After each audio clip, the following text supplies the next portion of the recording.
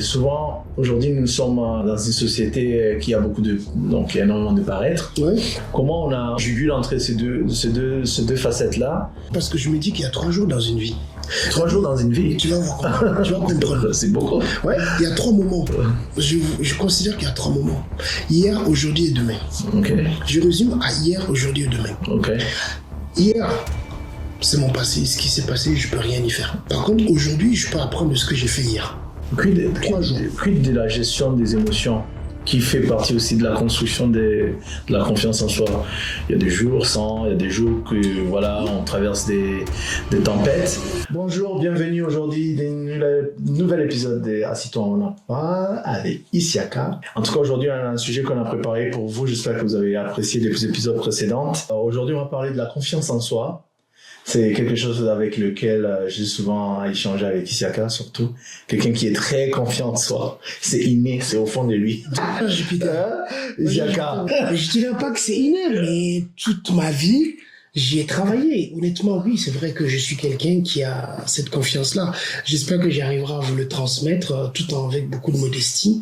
C'est important pour moi, voilà. Mais j'ai aussi conscience que il y a aussi pour certaines personnes, c'est difficile.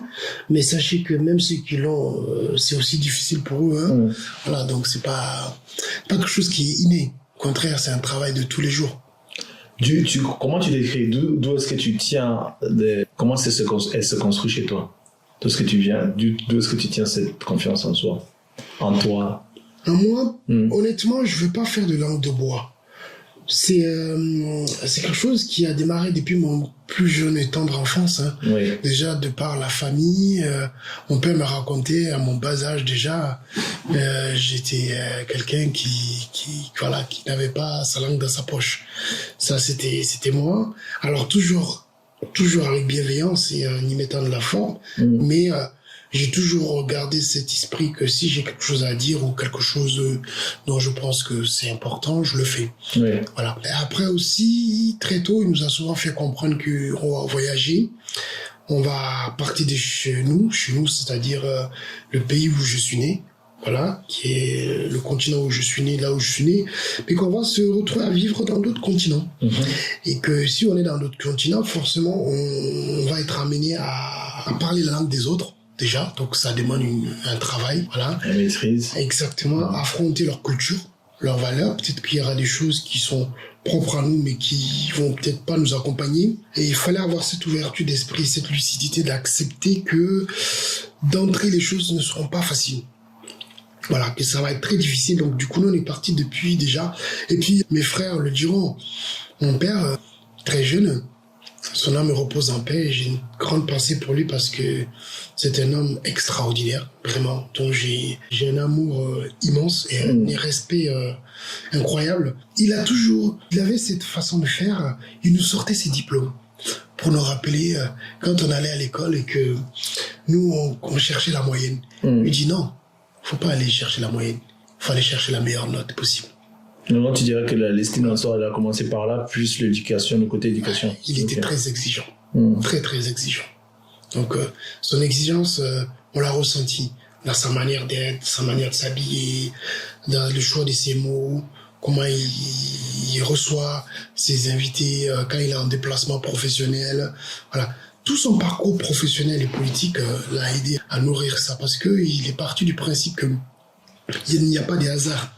Voilà, si on veut réussir, il disait toujours que pour y arriver, il faut être celui qui n'abandonne pas. Voilà. Okay. J'aimais beaucoup cette phrase, c'est-à-dire que tu veux y arriver, tu veux ne pas perdre, alors sois celui qui n'abandonnera pas. D'accord. Donc tout le monde va finir à un moment donné s'essouffler et abandonner. Et donc, il ne restera que toi. Donc, tu ne pourras que gagner à ce moment-là. Ouais. Mais là, tu me parles souvent de ton enfance, de la façon que tu as reçu cette transmission louable de ton père. Comment tu as nourri et continué à garder cette flamme qui t'a transmis au fond de toi. en traversant l'adolescence, sachant que l'adolescence, à l'époque où on s'est rencontrés, sur le terrain. J'étais un peu avec les filles. Les filles, même le sport, parce que j'ai baigné dans la culture afro-américaine, où on voyait les rappeurs américains, les gros baggy, les tresses. Sortir de dossier qui était tout le contraire de ce que mon père attendait de nous. C'est-à-dire, il voulait qu'on soit exemplaire.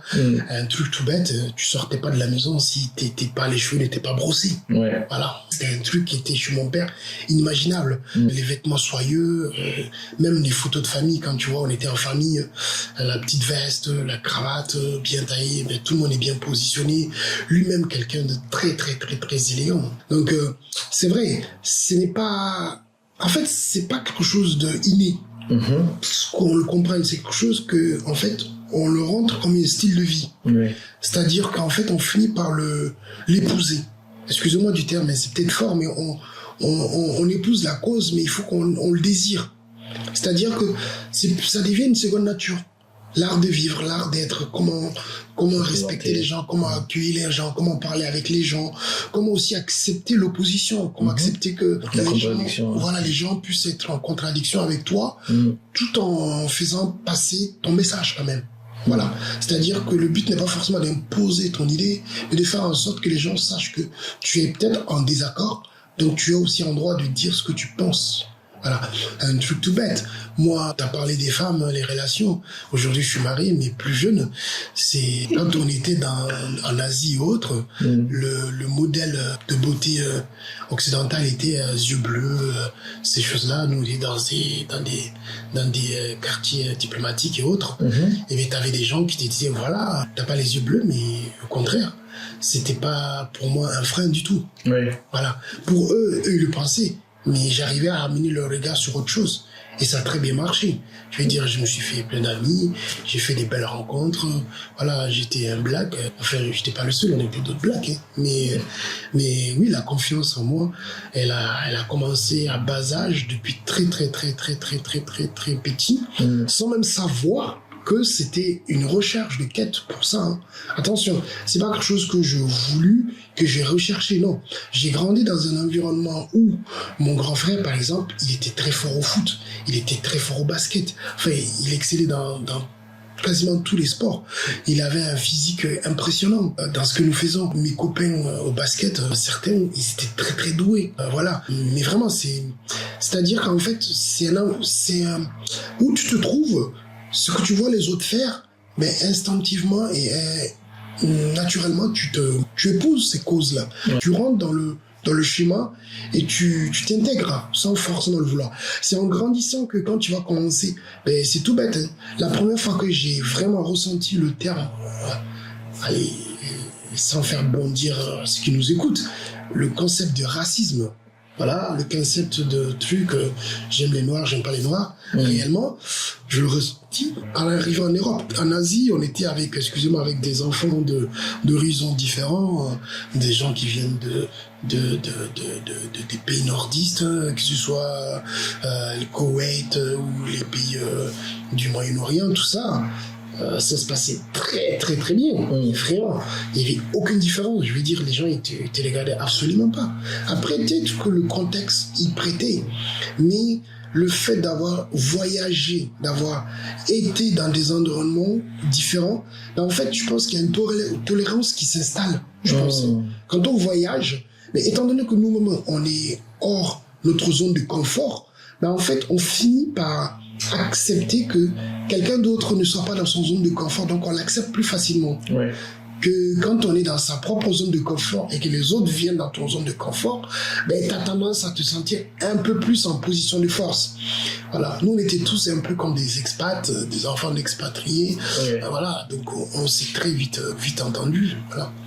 Donc, voilà. Comment tu dirais, donc là, tu nous as donné un petit peu un aperçu, en fait, du développement de la confiance en soi à partir des années de l'adolescence entre vie active et jeune professionnelle. C'est ça. Donc il y a aussi, tu as fait un petit peu une touche sur l'aspect physique à l'extérieur. Oui. Et souvent, aujourd'hui, nous sommes dans une société qui a donc il y a énormément de paraître. Comment on a jugulé entre ces deux facettes-là, c'est-à-dire parce que la confiance en soi, Ouais. il y a une pensée d'école qui pourrait dire qu'elle se construit d'abord à l'intérieur de soi-même, Ouais. et ensuite il y a une projection qui est à l'extérieur. Ouais, je suis d'accord. Donc c'est-à-dire se soigner, avoir les cheveux coupés ou bien se porter, Bien sûr. avoir des vêtements, tu vois, un style vestimentaire assez élégant.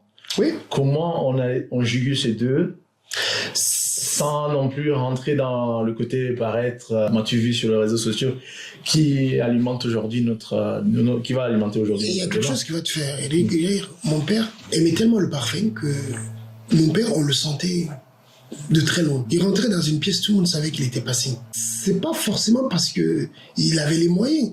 Tout n'est pas forcément une question de moyens. Tout, c'était une... Bien sûr, certains vont te dire oui, mais si t'as pas les moyens, tu peux pas. Oui. Mais en fait, il y a une prise de conscience. Je vais dire, dans leur jeunesse, il faut remettre les choses dans leur contexte. Le Mali est une ancienne colonie française. Donc à cette époque-là, déjà, quand tu venais étudier en Europe, c'était une sélection qui se faisait sur les diplômes, le niveau de formation et tout ça. Donc on les sélectionnait déjà parce qu'ils devaient être conscients qu'il y avait une compétition au départ. Donc déjà, c'est comme si tu rencontres un athlète qui a fait tout son parcours dans un centre de formation et que à une compétition, il perd et qu'il s'énerve pas. Et que toi, tu trouves ça abusé qu'il s'énerve parce qu'il a perdu. Il va te dire, c'est normal que je m'énerve, je suis un compétiteur. Je refuse de perdre parce que son esprit a été formaté à accepter que il va pour gagner, pas pour perdre. Donc c'est un process. Il y a des mots qui sont répétés au quotidien, il y a des attentions qui sont placées régulièrement à son égard, et il y a des jeux intellectuels, c'est-à-dire ce que tu dis, que les psychanalystes expliqueront mieux que moi, qui font qu'en fait, ils se répètent ce qu'on appelle des schémas et même des habitudes, de ce qu'on appelle des rituels d'acquisition de confiance. Pour que quand son esprit se retrouve dans une position où il est face à quelque chose de nouveau qu'il ne maîtrise pas, ou qui sent la peur ou le stress, mais qu'il se dise, c'est pas grave, je reviens dans ma bulle. Et ça, ce process-là, en fait, c'est les petits mots, les petites attentions, c'est pas forcément l'argent, c'est une prise de conscience. Parfois, c'est un entourage, une mère qui va dire non, mais fiston, je suis fier de toi, l'exercice que tu as fait, ok, t'as pas eu la meilleure note à ton examen, mais c'est pas grave. Ce qu'il faut que tu retiennes, c'est le parcours, le chemin accompli, c'est-à-dire que peut-être t'es pas encore arrivé là où tu veux être, mais tu as déjà fait les choses en donnant la meilleure version de toi-même. Et ça, j'aime beaucoup répéter ça aux gens. Nous ne sommes pas en compétition avec les uns et les autres. On cherche à améliorer la version dont nous sommes, donc on est en compétition avec soi-même. On cherche à atteindre la meilleure version de qui nous sommes. Voilà. Mais comment nous, en tant qu'oncle, tu as déjà fait face à des situations de bullying? Comment on dit bullying? De rejet, Non, bullying. Oui, bullying, c'est un anglais, dans le sens où... C'est quand on est quand on est jeune. C'est de rejeter? Non, tu sais, on dit des choses mauvaises aux enfants. Oui. Et souvent, ça commence à créer... Oui, les petits mots, des remarques assez maladroites. Alors, de l'agressivité envers... En réalité, tous les parents le font. Non, mais entre tu sais, quand on est enfant, souvent, on reçoit des coups.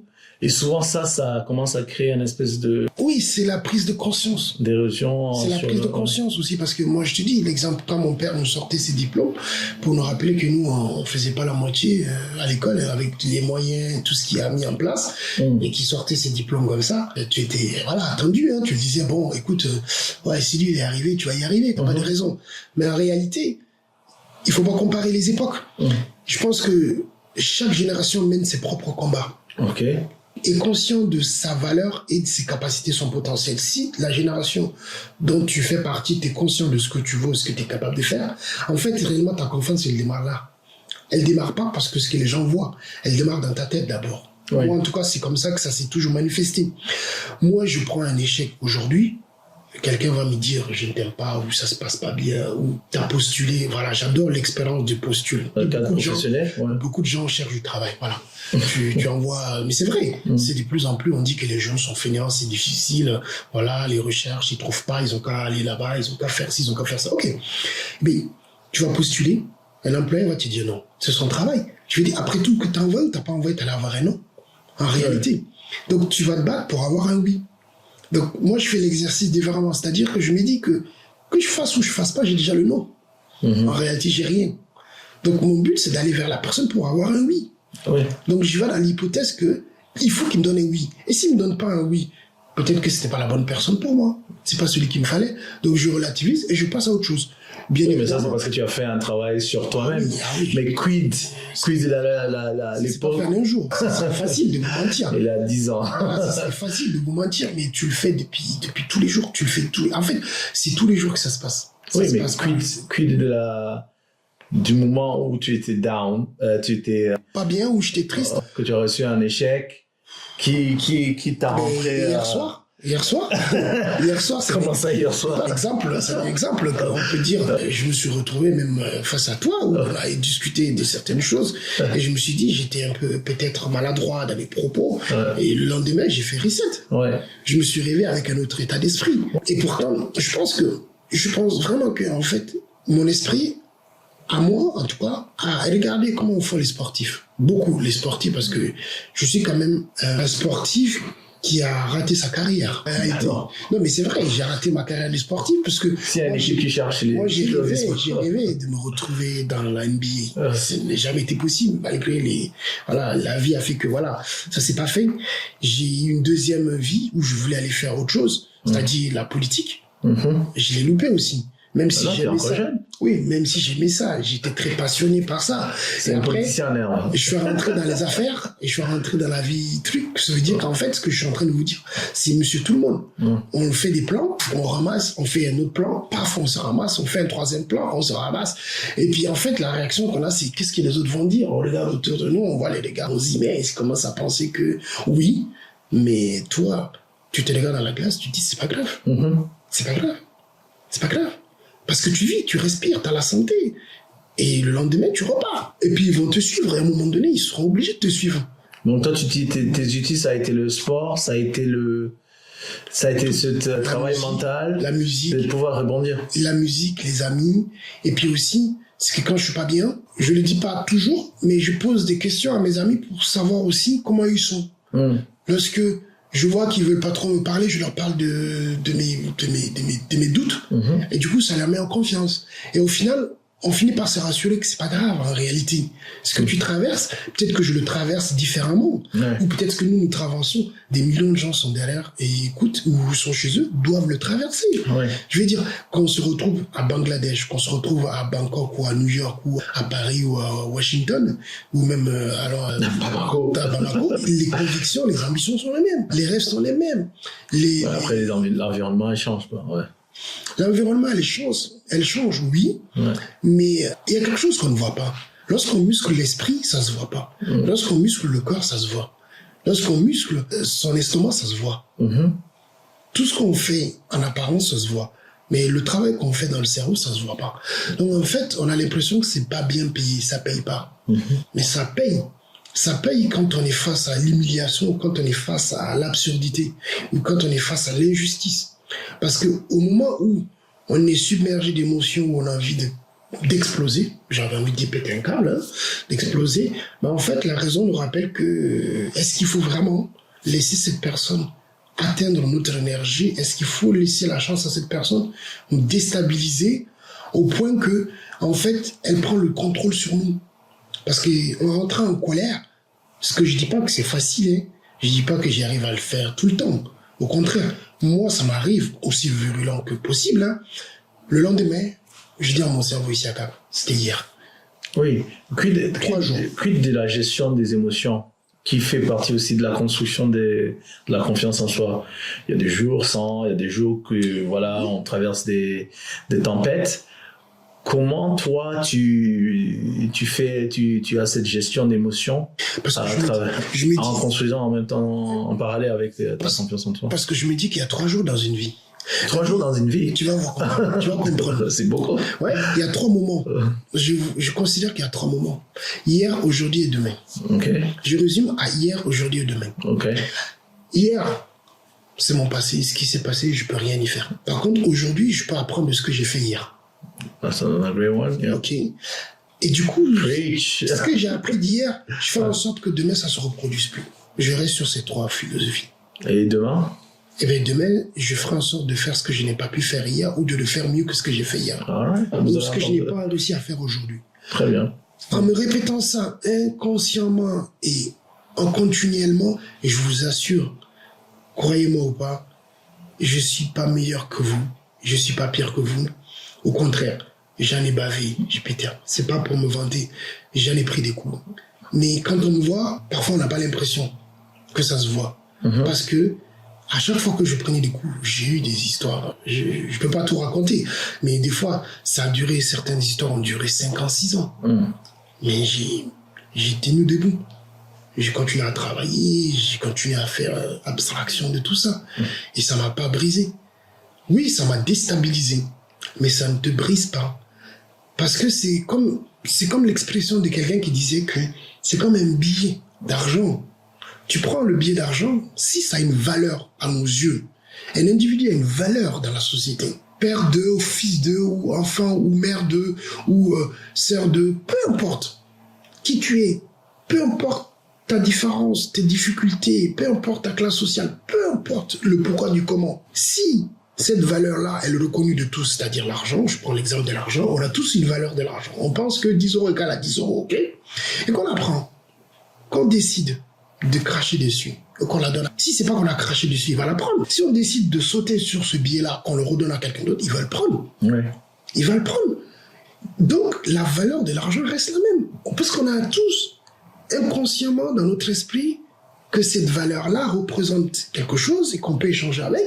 Donc, on finit par l'accepter. Et bien, c'est la même chose. Tu es un individu avec une identité, avec des valeurs, une valeur sociétale, puisque tu es un individu avec des idées, mais cette valeur-là, elle évolue, elle est évolutive. Mais même si elle va en baisse, ça ne dit pas que tu n'es pas à la hauteur. Ça me dit juste que c'est un contretemps. Au pire, dis-toi que tu n'as pas fait encore la bonne rencontre qu'il faut. C'est juste la bonne rencontre que tu n'as pas encore faite. Après, il y en a, ils vont travailler sur l'aspect physique. Je les encourage fortement. Parce que le physique aussi, il contribue énormément. Quand tu te plais physiquement, que tu travailles sur ton corps et tu as fait de plus en plus les images ont de l'importance, ça aide aussi à avoir confiance. Mais je ne connais personne sur cette terre Jupiter. Mais vraiment, si cette personne existe, qu'elle a qu'à nous écrire. Et je vous assure qu'elle dise que moi, sur mon corps, tout est parfait. Il n'y a aucun individu que j'ai croisé, en tout cas, depuis que je vis sur cette terre-là. Je n'en ai pas vu plus longtemps. Mais j'espère vivre le plus longtemps possible, en tout cas. Je l'espère. Vraiment. Inch'Allah. Je l'espère. Désolé pour ceux qui n'y croient pas, mais voilà, je le dis. Mais c'est important pour moi. Je le dis et je le répète, c'est vraiment important. Il faut que tu aies cette confiance-là et que tu regardes autour de toi. Chaque individu sur cette terre, sur cette planète, a quelque chose en lui où il n'est pas totalement fan, où il pense que ça peut être mieux, ça peut s'améliorer. Voilà, on a tous aussi reproches qu'on se fait sur son corps, son apparence. Mais ça ne fait pas que, voilà, il faut continuer à y croire. J'avais noté quelques questions ici. Peux-tu nous partager des moments, tu n'as pas un exemple d'une humiliation qui t'a un petit peu affecté sur ta remise en question sur ta confiance en soi? Si, tous les jours. Non, tu as un exemple? Un exemple, tu veux que ce soit au quotidien ou privé ou quel type d'exemple? Parce qu'il y en a tous les jours. Celui que tu es confortable. Où je suis le plus à l'aise. Où tu as reçu une humiliation et qui t'a vraiment... Moi, te connaissant, moi je te connais, mais bon, la personne qui peut être à l'externe, regarder, va dire il est imposant, voilà. T'as une présence solaire qui est assez imposante, mais est-ce qu'il y a un jour, t'es quand même été amené à genoux même si tu t'es relevé, quoi? Ah oui. Si t'es imposant, c'est Kisiaka. Le mec, il a réussi. Vous allez rigoler. Vous allez rigoler. Je suis quelqu'un qui ne sait pas nager. Oui. Je ne sais pas nager. Ouais. Quand on me voit, on peut être intimidé physiquement. Et Dieu seul sait que j'ai des copains. S'ils voulaient m'intimider, quand on partait à la mer ou machin, je m'appelle Hakim, il voulait me noyer dans la piscine pour me convaincre que voilà, tu fais le malin, mais viens dans l'eau, je vais te noyer. Et c'est vrai que avec ce petit jeu-là, je sais que j'ai mes limites. Et on a tous nos limites. Moi, j'en suis conscient. Et je n'ai jamais travaillé cette peur de l'eau. Je veux dire, je sais toujours pas nager. L'épisode à surveiller, là, vous allez comprendre. Voilà, je sais toujours pas. Et c'est pas quelque chose qui me fait peur, c'est quelque chose qui me stimule pas. Ouais. Tu vois, c'est ça qui est différent. C'est-à-dire qu'en fait, il faut que ce que nous faisons devienne plaisant. En tout cas, qu'on y trouve une forme de plaisir dans ce que nous faisons.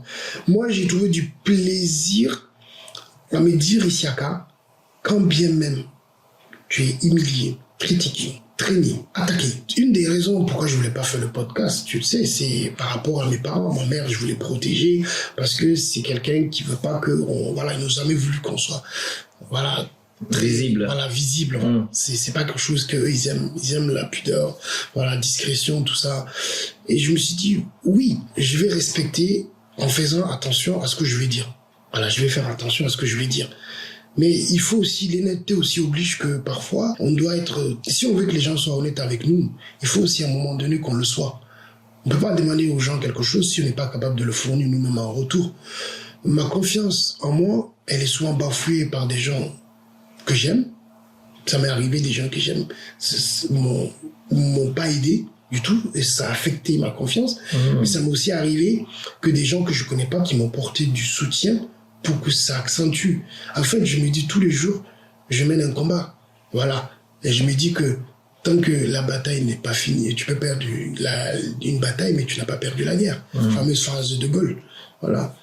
D'autres personnes, je dis pas ça comme une référence, et attention, parce que je cherche pas la bagarre. Non, mais c'est vrai. Tu vois ce que je veux dire? Non, pas du tout, parce que, tu sais, les références historiques, certains considèrent qu'une personne peut être vue comme un héros ici, et ailleurs vue comme le bourreau. Et c'est vrai. Il faut que l'esprit l'accepte. Il faut que les gens l'acceptent. On peut être vu un héros pour quelqu'un et quelques personnes trouvent que tu n'es pas un héros parce qu'ils parlent de leur ressenti, leur vécu. Et on ne peut pas harmoniser la souffrance. C'est pas possible. On ne peut pas avoir le monopole de l'injustice ou la souffrance. C'est pas possible. Nous sommes plusieurs milliards. 8 milliards d'habitants sur cette terre. Je pense qu'il y a de la place pour tout le monde. Et tout le monde a de la souffrance. Et tout le monde a le droit de ne pas se sentir bien. Tout le monde a le droit à un moment donné. C'est tout sans faire de la polémique. Comment tu te remets tu fais une remise de questions sur... Parce que je sais qu'on a des amis communs souvent qui te voient comme une force inamovible. Et souvent, borderline, ils vont considérer ça qui était arrogant. Oui. On me l'a souvent dit. On sait qui on parle. On me l'a souvent dit. Et comment du coup tu... On me l'a souvent dit. Tu as cette facette-là, mais comment tu... Moi, je m'adresse à tous ceux à qui on leur dit qu'ils sont arrogants. Moi, je leur dis non, c'est pas de l'arrogance. Je suis désolé, c'est pas de l'arrogance. Tu dirais quoi? La confiance en soi n'est pas de l'arrogance. Ah bon? Pour moi, non. L'arrogance, c'est quand tu viens à montrer aux gens que tu es meilleur que eux et que tu vaux plus que eux. L'arrogance, c'est une volonté. On tire la ligne. Mais l'arrogance, pour moi, c'est quelqu'un qui a une volonté de faire à soi sa philosophie, son savoir ou sa vision aux autres et l'imposer de sorte que les gens ne voient que lui. Tu vois, les gens voilà. Il y a de la place pour tout le monde. Je veux dire, moi, de tout mon parcours, à chaque fois que quelque chose... Moi, quand j'ai eu l'opportunité d'avoir des responsabilités, j'ai essayé de faire manger, en tout cas l'expression, donner à d'autres personnes. Je me suis jamais créer des opportunités pour d'autres personnes. Je n'ai pas cherché à avoir des opportunités que pour moi. Je me rappelle quand j'étais jeune que je voulais faire ce rêve d'NBA. J'avais plein de gens qui me disaient, ouais, si tu vas, tu me passeras moi, tu m'écriras, tu me auras une photo. Et je dis, bien sûr, si tu veux signer, on fait comme ça. Je lui dis, j'y croyais fortement. Ça s'est jamais fait, Jupiter.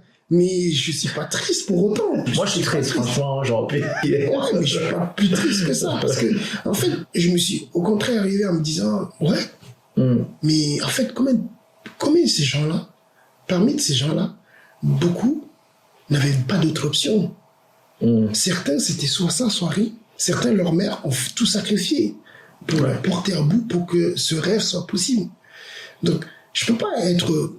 Au contraire, il faut être reconnaissant. En tout cas, moi, je suis quelqu'un qui a la foi. Il faut être reconnaissant que ce qu'on a, c'est qu'on a bien voulu nous donner, ou c'est qu'on nous a donné. Peut-être qu'on l'a refusé à d'autres personnes et qu'il faut peut-être aussi penser à donner à ceux qui en ont le plus besoin. Si c'est possible. Donc, c'est pas de l'arrogance. La confiance en soi, pour moi, il faut pas que ça devienne quelque chose où, en fait, tu es dans quelque part, tu prends de la place et tu fais en sorte que les autres n'y s'y retrouvent pas. Non. Tu peux prendre la place parce que C'est quelque chose que tu as travaillé. Mais tu dois aussi laisser les autres avoir leurs opportunités. Et tu dois avoir une conscience pour pouvoir avoir cette objectivité, cette vision-là. Si tu n'as pas de conscience, de toute façon, quelqu'un te le rappellera. Ça, c'est ton problème. C'est tout. Si tu n'en es pas conscient, un jour ou l'autre, tu tomberas sur quelqu'un plus fort. Ouais. Il y a toujours plus fort, il y a toujours plus petit. Donc, tu tomberas à quelqu'un qui va te remettre à ta place. Est-ce que dans le monde de paraître que nous avons aujourd'hui, est-ce que tu deviens dépendant un petit peu du regard des autres? Mais mis à part ta femme, bien sûr, mais... Moi, très peu. Moi, perso, très peu. Est-ce que ça te drive? Moi, très peu. Tu vois, les likes, les vues. C'est contradictoire. Moi, je suis quelqu'un... J'aime pas les vêtements trop près du corps. J'aime pas. J'aime pas du tout les vêtements très près du corps. Et pourtant... Ça, on parle des hommes, mais on parle pas des femmes. Hein, mais moi, je n'aime pas porter des vêtements. Oui, c'est pas pour les gens qui le mettent. Attends, je m'adresse pas aux gens, mais moi, personnellement, si tu m'offres un vêtement, je préfère que tu m'offres un vêtement plus large. Tu vois, s'il s'agit de moi. Mon dress code et mon dressing, des fois, je mets des vêtements à une époque. Ma femme, elle me dit, mais en fait... tu sais, il faut que tu te mettes à jour. En fait, il faut que je te fasse un coaching de Holocune, toi. C'est pas possible. Mais je la regarde, je dis, mais moi, j'aime ces vêtements-là. Ma confiance, elle est dans ces vêtements parce qu'elles m'ont accompagné pendant longtemps. Et du coup, je fais des compromis. Mais ouais, c'est souvent elle qui va me dire, non, mais fais un effort. Oui, mais retouche-le. Oui, mais... Et je l'écoute, hein. Parce qu'elle a des très bons conseils aussi. Je veux dire, c'est important aussi d'arriver aussi à faire attention à ce que les gens te disent. Je parlais de l'apparence par rapport à mon père. Mon père, et les costards que les jeunes mettent aujourd'hui, ils pourraient pas mettre. Lui, c'est des costards un peu larges, cintrés. Ouais, drape. Mais c'était élégant. Tu vois, moi, j'ai des costards encore dans ce même style-là. Un peu large, machin, tout ça. Et j'adore ça. Avec les skinny trousers. Les trucs. Ouais, j'adore. Si tu me mets dans ça, j'y vais à fond. Voilà. Je pense, en vrai, c'est que on parle d'apparence. Mais l'apparence, elle devient importante quand toi, tu finis par y donner de l'importance à ce que les gens pensent de toi. Les gens peuvent penser de ce qu'ils veulent de toi. Ça va t'affecter, oui. Ça va affecter beaucoup plus ton entourage parce que c'est ça qui te dérange le plus. C'est-à-dire comment l'entourage est affecté et non pas toi. Mais à la fin de la journée, tu risques de te retrouver seul. Et ça, c'est dur. C'est dur parce que tu te dis, je suis seul, les gens ont critiqué, machin. Oui, mais parfois être seul avec ses pensées, ça fait de toi quelqu'un de fort. Pour moi, parfois, ça fait de toi. Pas toujours, parce que des fois, la solitude te fait broyer du noir. Mais il faut avoir cette capacité d'acceptation. Et puis aussi, parfois, il faut essayer d'avoir des amis, on en a parlé, des gens avec qui tu peux en parler et rigoler. Voilà, et voir les choses avec beaucoup de recul. Parce que le corps que tu as aujourd'hui, tu n'auras pas le même corps 20 ans après. Tu dois t'entretenir. Exactement. Les idées que tu as à 20 ans, tu n'auras pas les mêmes idées dans 20 ans après. Quelqu'un disait que 20 ans après, si tu es le même homme, c'est que tu as raté 20 ans de ta vie. Et il a raison. C'est pas possible. On évolue. Notre esprit évolue. On est des êtres humains qu'on nous a même dit une fois qu'on n'utilise même pas, je crois, 10%, 15% de notre cerveau. Donc, tu vois, on est constamment en évolution, on se remet en question. Voilà. Mais la confiance, oui, pour ceux qui l'ont, tant mieux, je les encourage fortement. Faut pas que ça devienne l'arrogance. Et quand on vous dira que c'est de l'arrogance et que tu n'en es pas persuadé, mais fais en sorte juste que les autres ont de la place. Si les autres ont de la place, ce sera pas vu comme de l'arrogance, ce sera juste vu comme quelqu'un qui s'assume. Voilà. Comment, dans l'esprit des transmissions, sachant que tous les deux nous sommes oncles, nous avons des neveux qui commencent à rentrer dans un âge assez critique, comment on peut les aider à construire leur confiance en soi? Parce que là, ils vont faire face au monde assez brutal, que ce soit à l'école. C'est les petits mots. C'est les petits mots, je dis. C'est les petites attentions. Mais aussi, surtout, parce que des fois aussi, je parlais aussi surtout de nous, en fait, en tant que tonton. Des fois, on va être un petit peu dans vouloir être discipliné, dans la discipline, pardon. Et peut-être le message ou la façon d'approcher le discipline, le cadrage de la personne peut en fait affecter son développement, sa confiance en soi, en lui-même. Jupiter. Tu poses une excellente question, très honnêtement. J'aime beaucoup parce que tu touches à un point très sensible. Tu sais, nous ne grandissons pas avec la connaissance illimitée. On ne grandit pas avec les bonnes actions. C'est tout au long de notre vie, notre parcours qu'on apprend à être meilleur. On a tous à un moment donné été maladroits ou menteur, ou tricheur, ou on a souffert, ou on a été quelqu'un d'intègre et qu'on nous a pas rendu la monnaie de notre pièce. En tout cas, on a tous fait l'objet de quelque chose qui peut être soit déplorable, soit appréciable. Ok? Là n'est pas le problème. Souvent, les gens se mettent la pression en se disant « Ouais, mais il faut faire les choses de la bonne manière. » Mais tu ne sais pas si c'est la bonne manière parce que le futur te le dira. C'est le temps. On doit comprendre que c'est le temps qui nourrisse les esprits. C'est le temps qui finit par te donner raison. Pensez que ton neveu, nous, en tant que neveu, nous, on ne transmet que ce dont on nous a toujours apprises. Les choses qu'on nous a montrées, qu'on nous a inculquées, dont on est fier, qu'on a pris, des choses qu'on a vues ailleurs aussi, qui a marché, qui a façonné notre individu. On prend ces différents éléments, on les additionne pour faire la meilleure version de ce que nous pouvons proposer. Et puis après tout, si on se trompe, après tout, les croyants ou les non-croyants savent que qui peut reprocher à quelqu'un qui a commis ou qui s'est trompé? À partir du moment où la personne décide de s'excuser et revenir en arrière, nous sommes qui? Nous sommes personne. On finit tous par demander pardon à quelqu'un un jour. Oui, mais on doit faire un travail en conscience sur soi-même, sur sa personne, à pas transmettre. On fait de notre mieux. Ouais. On n'est pas parfait. Personne n'est parfait et personne ne le sera. Il y a une espèce de rigidité qu'on doit gérer, quoi. Oui, parce qu'on le fait avec ce qu'on sait, ce qu'on nous a montré. Moi, j'ai une éducation à la dure. Moi, mes futurs enfants, je souhaite aller avec ça comme valeur. Oui, certains vont me dire, oui, mais tu sais, il faut accompagner participatif. Si vous savez le faire, tant mieux. C'est très bien pour vous. Mais je vous en félicite. Moi, je ne sais pas le faire. C'est pas quelque chose qu'on m'a appris à le faire. C'est comme on parle de la confiance. Mais on peut s'éduquer. Comme on s'est éduqué, on ne savait pas faire certaines choses, on va s'éduquer. On prend un livre, je sais pas moi. Bon, il y a une grande différence entre la lecture de ce qu'on dit dans le livre et la pratique. Encore heureux, j'ai envie. Et je te dis, mon frère, j'ai envie, honnêtement, d'avoir cette capacité de me dire, oui, bien sûr, je veux le faire. Parce qu'il y a l'envie. Mais tout commence par l'envie. Ouais. Moi, j'ai envie d'abord d'exploiter ce que je sais faire. Mais maintenant, tu es parent, tu es dans le rôle parentalité. Je m'adapterai à ce moment-là. Minimum, quoi. Je m'adapterai à ce moment-là. Ouais. Je pense que beaucoup de choses commencent par l'envie. Oui. Si l'envie n'y est pas, tu feras rien, Jupiter. Moi, j'ai aimé avoir l'envie d'avoir confiance en moi parce que je me suis toujours dit que la vie ne me fera pas cadeau. C'est une tare de croire que la vie est un long fleuve tranquille. C'est pas possible. C'est impossible. C'est une montagne russe.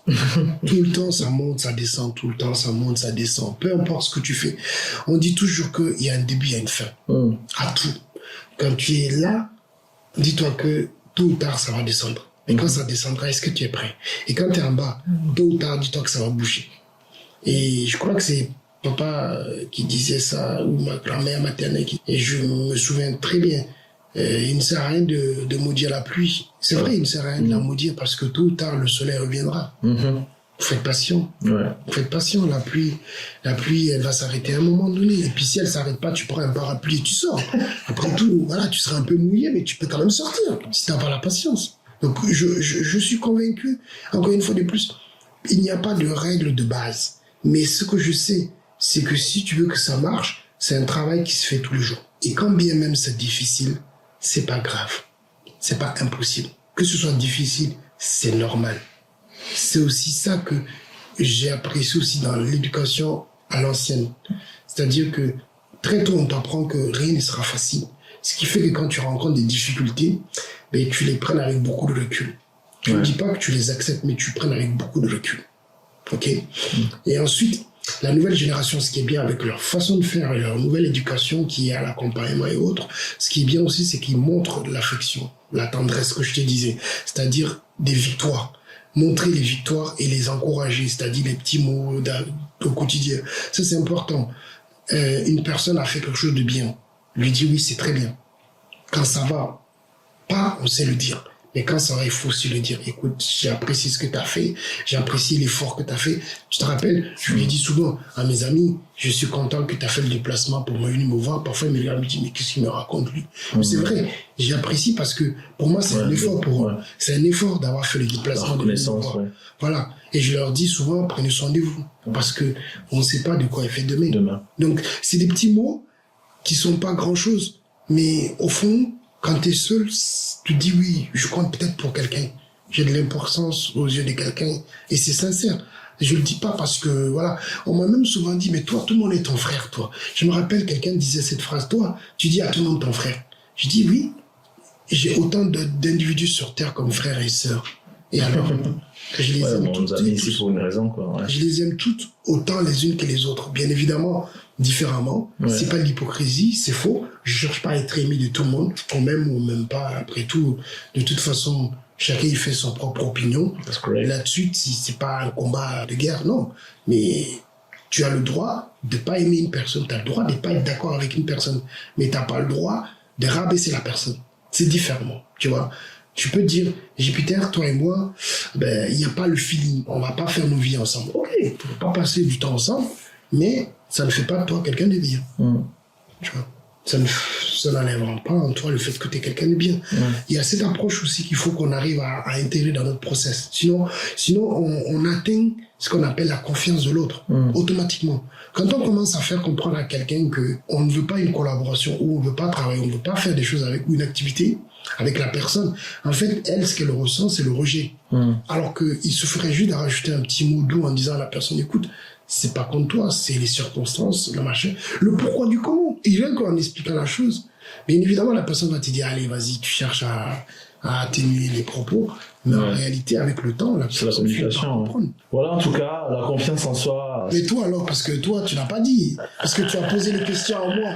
Mais toi, tu as confiance en toi, pas. C'est vrai, c'est important. On reviendra sur notre prochain épisode sur ma confiance en moi. Parce que, pourquoi? Parce que on a des impératifs du direct. Ah ben c'est vrai, pardonnez-moi. M'excusez, j'avais pas vu le temps passer, Jupiter. On a des impératifs directs. On reviendra sur un autre épisode sur ma confiance en moi. C'est très très bien. Comme ça, on a vraiment fait un focus sur lui. On a vraiment rentré en détail pour qu'il puisse vraiment répondre. Et ensuite, sur le prochain épisode, moi je trouve que c'est intéressant. On reviendra sur moi, la façon que j'approche la confiance en moi. Mais comme on dit, c'est une longue feuille tranquille, mais avec beaucoup de méandres, et je pense qu'on est vraiment dans ce processus-là de communication et de transmettre, échanger aussi avec vous. Donc je ne sais pas si vous pouvez laisser des commentaires dans le chat et donner notre avis. En tout cas, on serait ravis de vous lire, et voilà.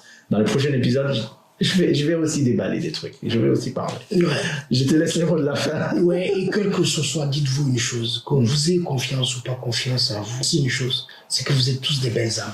Et les belles âmes, dans tous les cas, peu importe où elles se trouvent, elles avanceront à leur rythme.